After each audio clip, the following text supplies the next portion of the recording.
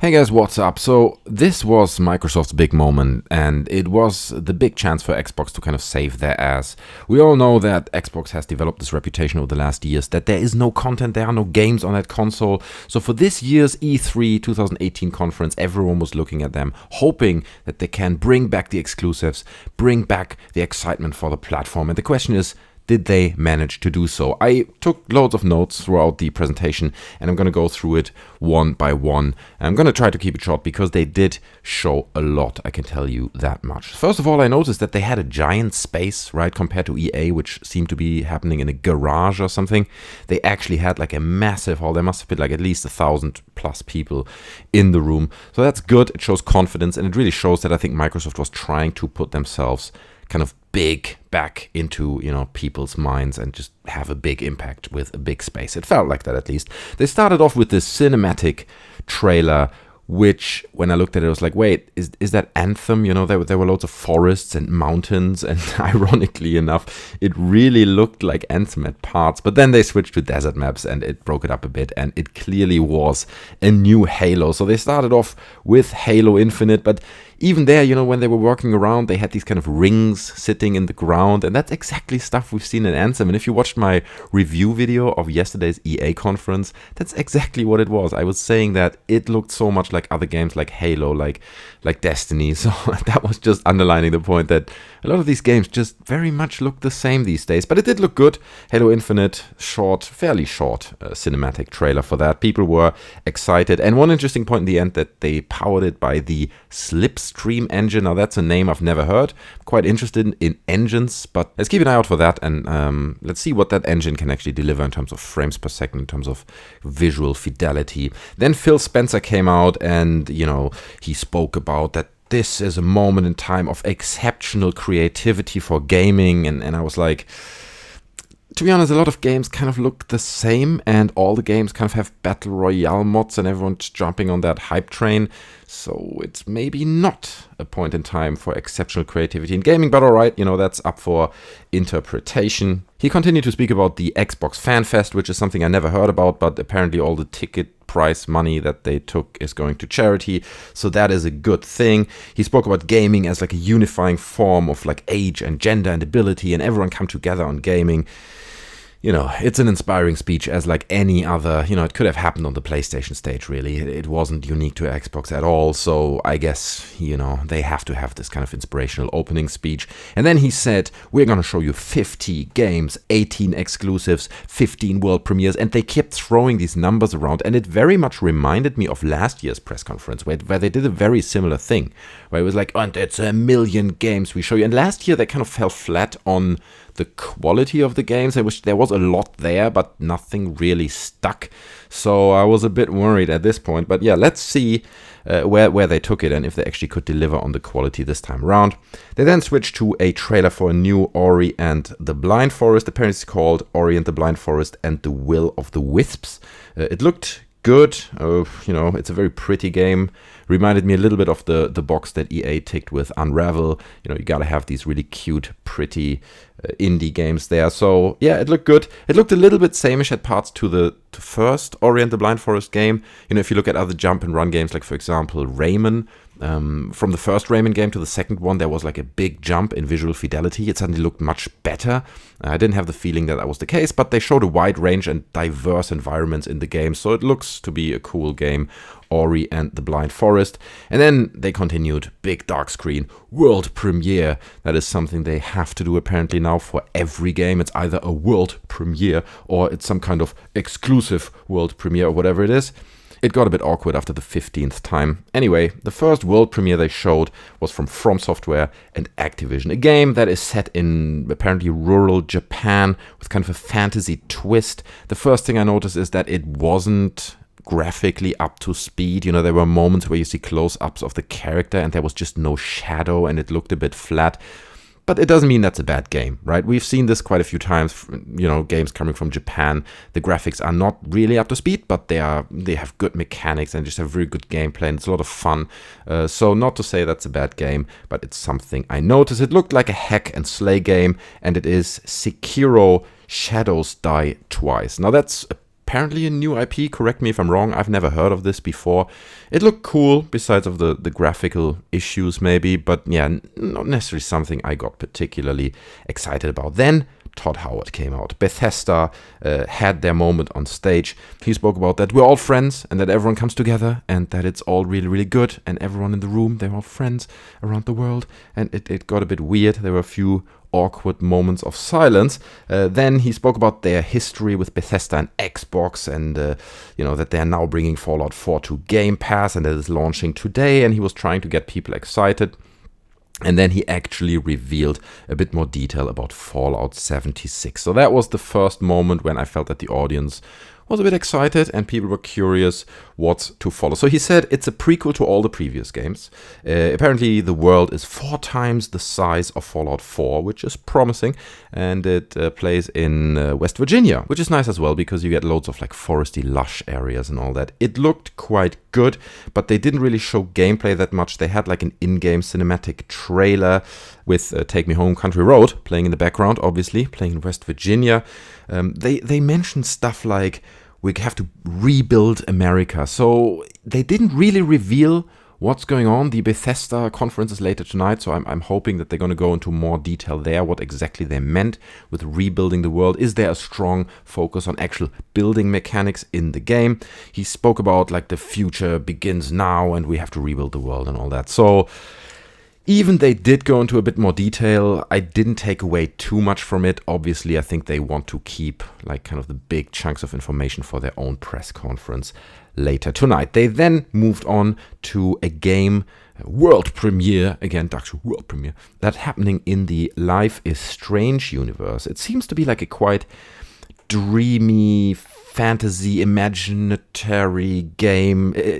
What came to my mind when I saw it was like it's like a childhood simulator a little bit. Apparently you play this little boy, his mother is dead, he lives with his father who has a drinking problem, but it's all very emotional and all that. They didn't give away too much about what the game actually is, but they announced that it's free to download on June 26th, so I don't know if that's like just a free game. I didn't really get where they were going with this. It looked fine, looked alright, but again, didn't get me excited too much. Black screen, exclusive. Crackdown 3. That was the big Crackdown 3 moment. We had Terry Crews jumping up and down on screen, screaming a lot, telling people that this is going to be great. It looked better than in previous years. You could see that the game has come quite a long way, but it has moved away from the initial Crackdown approach that they had where you could destroy whole worlds and all buildings collapsed and all that. I don't think that's really part of this game anymore, but it did look better and it gave me some Saints Row flashbacks, which is not necessarily a good thing because, the Saints Row games are good, but for a game like Crackdown, which is an Xbox exclusive and should really get people extremely excited, it just didn't really do it for me. I think if you're a big Terry Crews fan, then maybe it worked for you. Then a very, very short trailer for Nier Automata. I couldn't even see it was so quick. I didn't even see the full trailer, whether that's a new game or whether that is just a DLC. I assume it's a DLC, but if you caught that detail, then leave that down in the comment section below. Then again, black screen, and it said, "Welcome to Volga." It had a Fallout look, what we were seeing, and you see like this derelict world and it's all a bit dark and all that. And it became clear pretty quickly that it is a new Metro game. Like, it's called Metro Exodus. It looked great graphically, but with the Metro games, I'm always a bit hesitant because they don't feel very good in terms of the physics and just in terms of how they feel when you control them. Left me a bit asking for more in the past, so I wasn't really happy. And then probably my favorite moment of the whole conference happened, which was the Phil Spencer reveal. It was just a moment of quietness while the camera just flew down from the top, and there he was again, Phil Spencer, standing in the audience. He's close to the people, he's connecting with the people, we're all friends here, it's a big family, the Xbox family. So he then spoke about that games are played best on Xbox, and he said a lot without saying anything really. So moving on, dark screen, moving to Kingdom Hearts 3. I know that a lot of people are big Kingdom Hearts fans, so it felt like a Kingdom Hearts game. It was magical and it felt very Disney. They introduced new characters. We could see Elsa from Frozen and the snowman from Frozen. I noticed a few FPS drops. it just didn't look very smooth what they showed.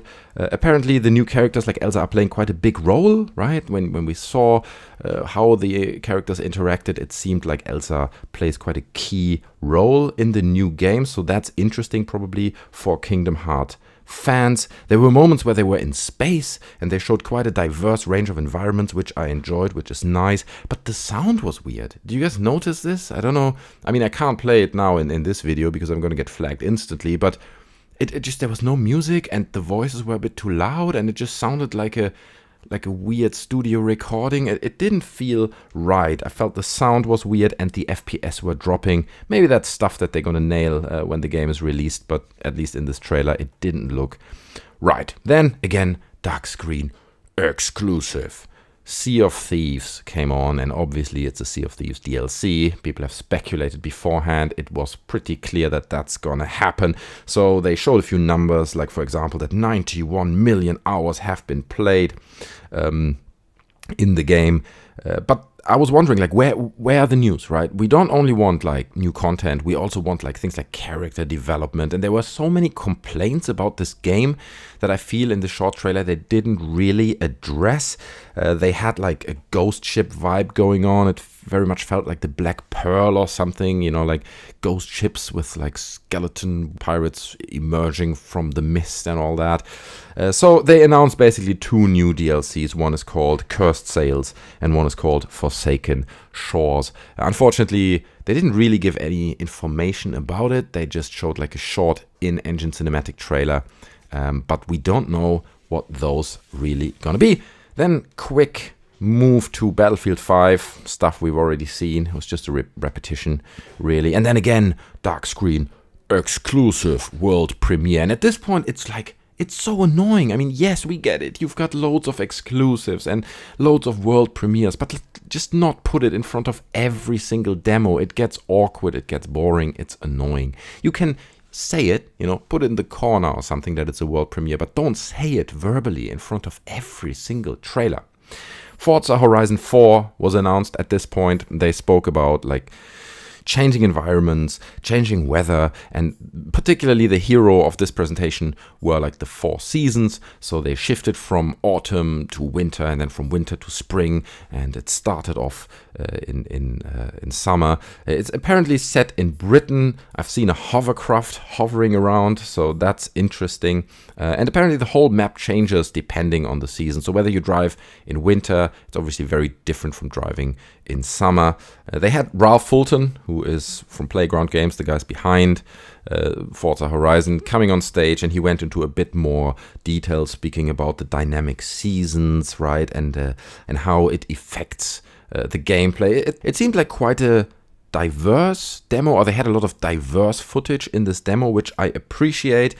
They had this short moment, since it's set in Britain, they spoke about, oh, the sun is out and the sky is blue, and as someone who lives in Britain, I was like, yeah, no, that's not Britain. That's not happening here. Which is not true. We get the occasional blue sky, but it doesn't happen very often, to be honest. 60 FPS on Xbox One X. Does that mean it's not 60 FPS on the regular Xbox, which would be a big disappointment? I think they threw leaves on the audience, which, I mean, you know, I've worked in experiential marketing and all that stuff. I know people come up with these ideas and think it's really good, but in the end, it's probably just a bit awkward. I think they try to immerse people into this trailer, and I don't know if that worked by dropping leaves and, you know, orange paper on the audience. So that was a bit weird. And I was just wondering, looking at this trailer, like, is this really enough, right? Is changing seasons, dynamically, organically changing seasons, really enough to make this game new, to make it fresh? Because you know, you get icy roads in other maps, you get autumn and different seasons in other maps. They don't change dynamically, I get that, but to be honest, in the real world, seasons don't change dynamically anyway. It's not like you're riding down the road and when you start it's summer and when you arrive it's winter. That's not really how the world works. So it left like a few questions in my head where I just wasn't convinced. And then they had like this on-stage live demo where they introduced, and this is Barbara and she's playing this car, and they tried to make it look live, but as soon as people were playing, it didn't feel live anymore, and it was clearly edited, and that's just a bit weird. Like, why don't you just really show live footage of people playing? The game is coming out on Xbox and Windows 10 on October 2nd, and it will be included in Game Pass the same day. I'm going to talk about that at a later point in time, because that was a theme that was going through the whole presentation, hammering home the importance of the Game Pass messaging. So then Phil Spencer came back on stage, spoke again about he wants to make the Xbox the best place to play the games, and he wants to invest in new worlds, and he wants to talk to giant studios and to tiny studios and get the people on board. And then he did something quite interesting. He started to list studios that they have acquired or founded that are basically then Microsoft exclusive studio. So he started off with a studio called The Initiative based in Santa Monica. He then also mentioned that they acquired Undead Labs, which is joining Microsoft Studios. Playground Games is joining as well, which are the guys behind Forza, and also Ninja Theory. Like that brought out quite a few calls. People are excited about that. Compulsion Games were also acquired, joins Microsoft Studio. These are the guys behind We Happy Few. So you can see that Xbox is now shifting their focus onto these exclusive studios, acquiring these studios to produce exclusive games. And I was a little bit like, that's good. I like that they're doing that. I think it's the right step, but they really should have done that like 3 years ago. This should have been the presentation where they show the results of all these studios and hammer home all these exclusive titles. But at this point, there was still a lot to go. So I thought maybe they're coming out with all these exclusive, exciting titles. Let's see. He then continued to speak about taking bigger risks in gaming, which I appreciate. I think that's something we need. I don't know if he's serious about that or if he's just saying that, but I think we all need to take bigger risks. We need to really be a bit more innovative. Too many games are sameish these days, in my opinion. So it's a good approach. At least he's saying that. Then we saw a trailer for We Happy Few, published by Gearbox and developed by Playground Games. Like the previous trailers for this game, it had like a nice feel of insanity to it. The world feels really tight and like just really nicely insane. I don't know how to put it differently. It had like a strong Big Brother vibe with, big faces reading out messages and people taking drugs to comply with the government and all that. However, if you look at gameplay from previous, I think it was like the alpha or the beta of the game that people could get their hands on, it very much looked like it looked very grindy. It didn't look like the gameplay can actually deliver on the promise of these trailers, which looked very narrative driven and very immersive, while the gameplay was very grindy, like I said. But who knows? They're still developing it, they're working on it, so it might kind of cut the corner, come around and be actually a really nice game that can deliver on those trailers. Then again, dark screen exclusive, and that was the big moment for PUBG. So they said that summer 2018, this summer, a new jungle map is coming. I didn't catch the name, leave that down in the comments, just for completion.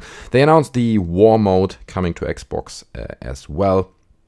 And they kind of gave a short teaser about a new winter map. You basically just saw a few feet walking through the snow, and it just said winter 2018. So I assume that they're going to bring in a new map in winter 2018. Now, I had a bit of a problem with this, right? Because go to Twitter and read the comments under any post about PUBG on Xbox. It's just an endless rant of very angry people who say this game is not working properly, right? This game is not delivering.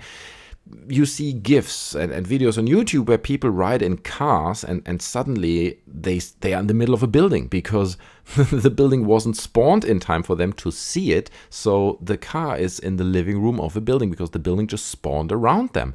So I would have hoped that someone comes out and says, look guys, we know there are issues and we're working hard to fix them. But that didn't happen. They just kept promising more maps, more content, which of course is not bad, but I don't think that's what people wanted to hear when it comes to PUBG on the Xbox. So that was a little bit odd. Again, dark screen, world premiere, and it's like, God damn it, just stop saying fucking world premiere. Oh, I just said the F word. But anyway, game comes on, has like a really nice anime look. It looked really neat. Apparently, it's like a remaster. That's the definite edition of Tales of Vesperia.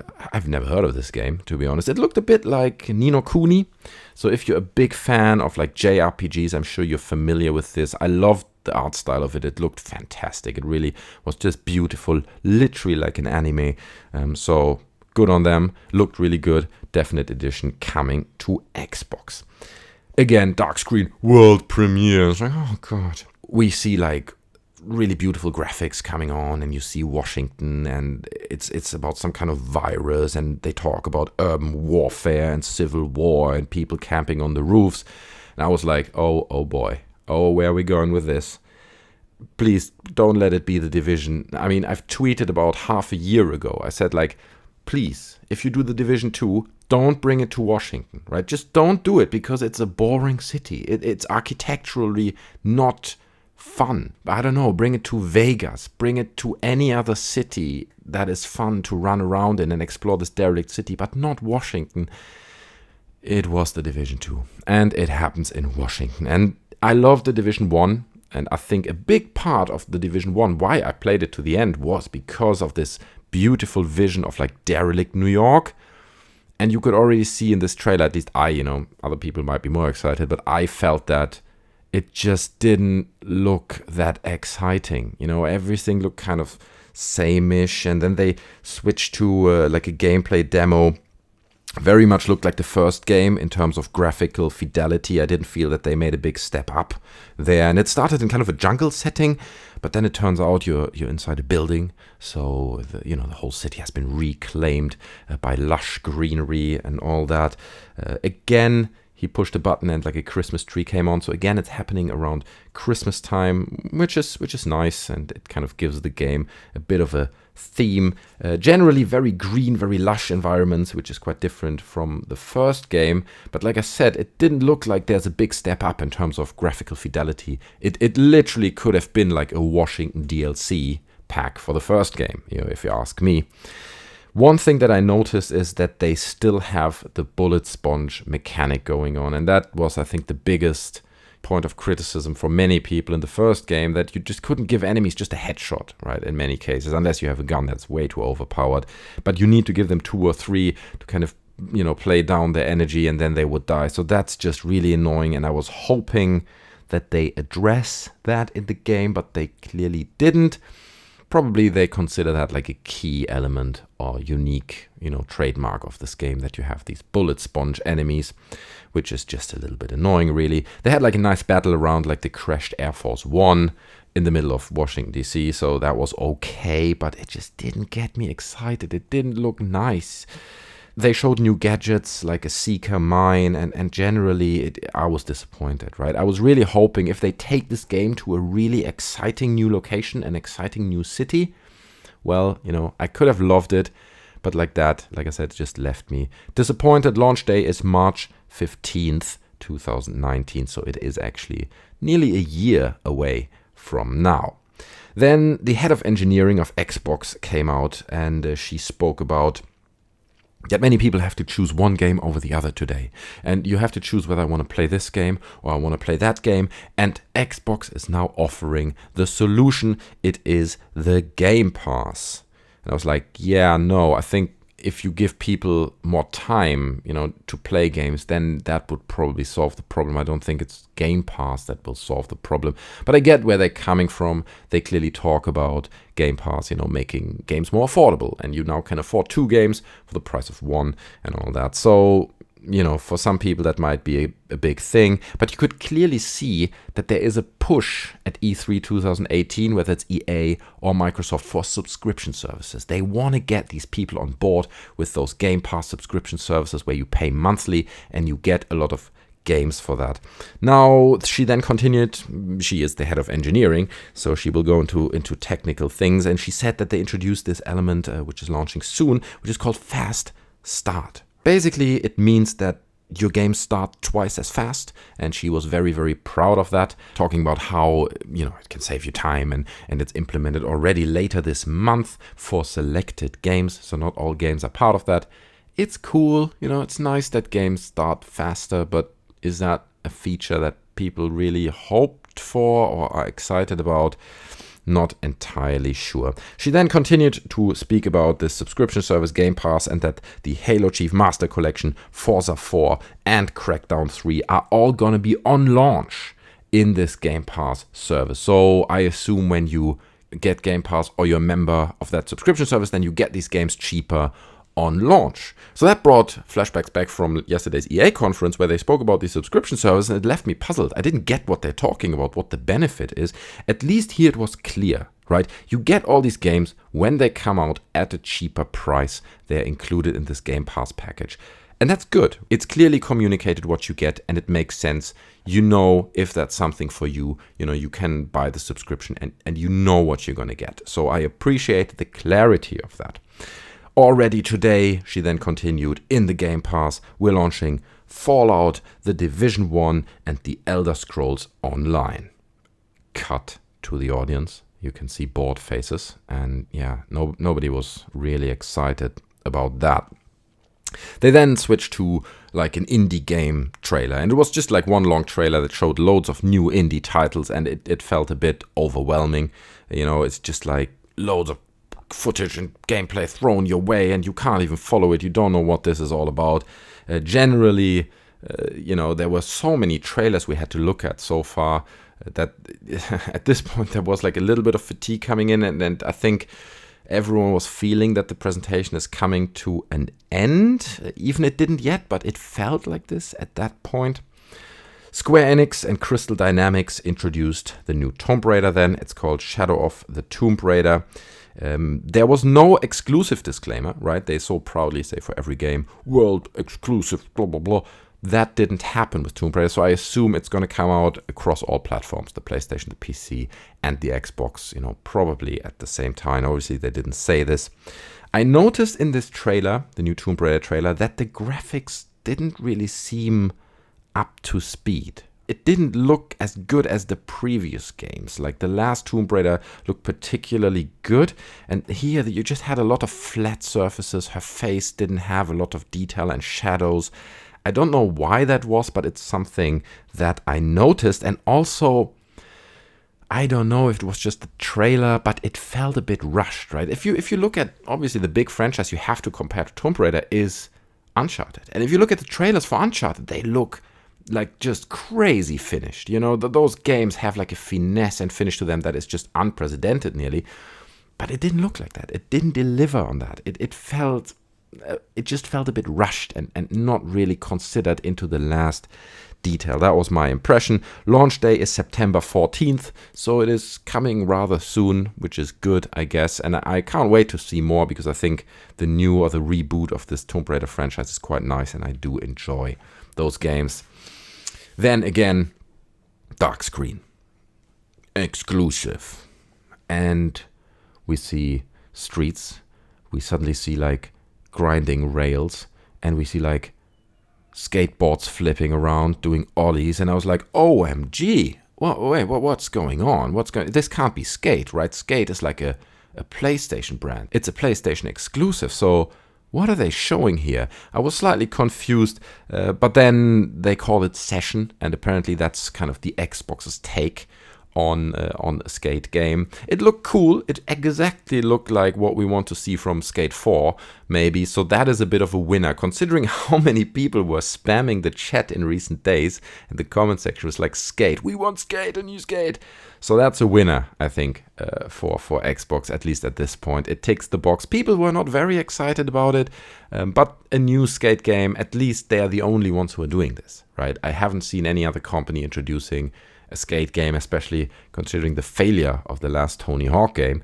So that's exciting. I can't wait to see what they're going to do with this and how that's really going to work. Again, black screen, exclusive. Oh, God. Pearl Abyss logo came on, and we see gameplay, or we see like in-game footage of Fallout vibes, and then it kind of takes like a fantasy twist, and it felt like there's a bit of Elder Scrolls in there as well.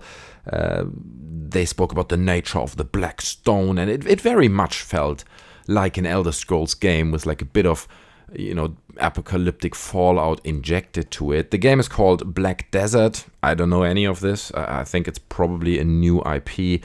Leave your thoughts down in the comment section below. Maybe I missed something. I've never heard of a game called Black Desert. It looked alright. Again, it didn't get me particularly excited. Looked good, but not fantastic. So then Devil May Cry was introduced, again with a black screen and world premiere Capcom logo. And speaking about demons, Devil May Cry, what I was really impressed by when it came to that demo on stage were the facial animations. They looked really, really good and really crisp and just very natural. And they spoke about that briefly because after that 2 Capcom dudes came on stage talking about how they waited 4 years for this and that it's been 10 years since Devil May Cry 4, which I didn't know, but it's been a long time. So I saw a lot of people getting excited about that. So if you're a Devil May Cry fan, I think it looked good.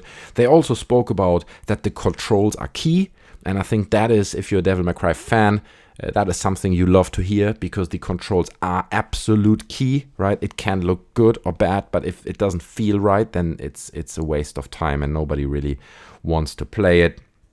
They also underlined that this is probably the best game that we've ever made, and they kept talking in these kind of superlatives.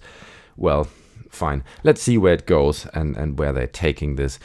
It left me a little bit like, because all they did was that they came on stage and said the controls are key and that it's been 10 years since DMC4, and I was like, all right, why is it necessary that these people are on stage? It didn't really do anything for me, but fine, there you go. I guess they wanted to break up this kind of trailer massacre a little bit that they were doing, because they bombarded the audience with trailers. Then another exclusive CUPHEAD DLC. They introduced new characters, Miss Chalice and a few other new characters in New Isle. I haven't played CUPHEAD, but I know that a lot of people love it and they're very attached to it. I love the art style. It's an absolutely beautiful game. So I guess this is good news for people who like this game, who were fans of it. Another exclusive, they showed like this kind of cute fox running around in like a top-down perspective. It very much looked like an RPG, beautiful art. It's called Tunic. People in the comments were quite rightly saying it's like Fox Zelda. So I appreciated that, because it did really look like an old-school Zelda game, top-down. Apparently it's been made by a single developer, which is really impressive, right? That blows my mind when I think about that one guy created all these assets and is talented enough to program a game like this. This is incredible, very impressive. So yeah, Tunic, another game. So far, however, like all these games, they just felt like water under the bridge, right? It just kept flowing, and here's another one and another one, but there was no game where I was like, oh my god, I have to play this game. Like, I'm gonna go out and buy an Xbox to play this game. There was literally nothing so far, and also I think at this point fatigue really set in. People were not bored, but just it was like a sensory overload, right? We had seen so many trailers and so many games, and we're like, okay, yeah, just give me a moment to relax, please. It's a bit too much. Phil Spencer came out again. Bandai Namco, he spoke about them. Another world premiere banner popping up, and then the new Bandai Namco game. And that's interesting for anime fans, because it's like a big crossover between different brands and anime brands. So it's called Jump Force. It's coming 2019, and we could see Dragon Ball characters. We saw One Piece. We saw Naruto. A lot of really popular characters in the game fighting to save the world. I don't know what the game's about, but it looked cool. And yeah, I think if you're a big anime fan, then that's something for you to check out. Again, world premiere. Again, Fallout vibes, right? We see this trailer, we see this footage, and why does everything have to happen in an apocalyptic world these days? Like, are people really running out of ideas? Everything kind of felt very Fallout-ish. However, this turned around to the positive. I looked at it, and you could see, people using melee weapons, and I was like, oh, okay, what is this? It's like a bit like maybe Dead Island or Dishonored. I really wasn't sure at this point. Quite a dark game, so it can't really be Dishonored. It's not that dark, the world, and it is Dying Light 2. Now that's something I'm excited about, right? I love Dying Light. It was one of my favorite games. The mechanics worked. It was such a good zombie games with the day and night cycle. So I'm very, very excited that they're bringing this back. But again, beforehand, before E3 in this presentation, we knew that there were rumors floating around about a Dying Light 2. So it didn't come completely out of the blue, but I was definitely positively surprised that it is a real thing and that it's coming. Then Chris came on stage, who is the narrative designer on Dying Light 2. He spoke about melee combat, the parkour mechanics, so they're bringing all this stuff back, which is really exciting. They also spoke about like choices, which is like a new aspect to the game, that choices affect your gameplay. So he said things like everything in the world can change depending on your decisions, and it brought back EA flashbacks for Anthem. It's like, okay, the world changes, but unlike EA, what they did is they actually showed an example how this works. So they showed the example of water availability in the city. So you can apparently fight to make water available for people, but if you don't do that, it changes the world because people get upset and there's no water, so there are worse people coming to the surface and really making your life harder because you don't supply them with water, you don't kind of give them this basic need, you don't tick their boxes, so it affects the world, right? I'm not saying this is fantastic or new or outstanding, but at least they put actions to their word. They say, you know, your actions affect the world, and here's how that happens. Compared to Anthem at EA yesterday, where they're like, we constantly change the world, but we're not showing you how and how that happens. We just say that it will happen. So that was good that they showed us an example of how that worked. Again, dark screen, exclusive world premiere. Short Battletoads trailer. They spoke about 3-player co-op, you know, and at this point I think everyone was like, okay, what's next? How much longer do we have to go through this? I understand they want to show a lot and they really want to make sure that everyone realizes that there's a lot of content on Xbox, but I don't know how you could have organized it differently, but at this point, I mean, just bring it to an end, you know, just finish it. Another world premiere, Just Cause 4, pretty much what you expect. We've seen like giant tornadoes and just really epic action, so it's exactly what you would expect from Just Cause 4. And then another world premiere, Gears of War, right? And I was like, okay, yeah, there's a big fan base. You know, I'm not a big fan of the Gears of War games. I've never really played them because I'm not an Xbox player. But nonetheless, I appreciate that they bring that back. It is one of the big franchises that they can really score on. But they showed this kind of bobblehead version of it, very cartoonish, and I was like, oh no, you know, it's a bit like what we've seen with Command and Conquer at EA, where they take a giant brand and turn it into like a cartoon mobile game bobblehead game.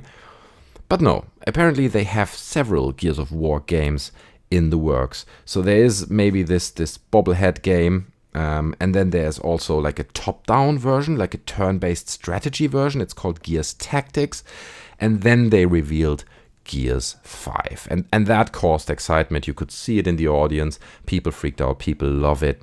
And I was hoping that they show a pure gameplay demo.